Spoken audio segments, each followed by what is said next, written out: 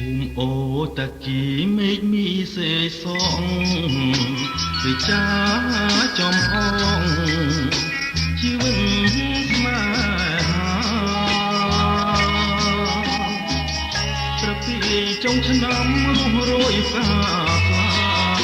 មកប៉ារងកាប្រភ្នូលអាស្រែសំលេងគេច្រៀងចម្រៀងកំសត់ខ្ញុំច្រៀងរឿងប្រត់ខ្ញុំសើមខ្ទមស្បៅពពកបាំងភ្នំរយំយាមផ្លូវពីថ្ងៃនេះទៅ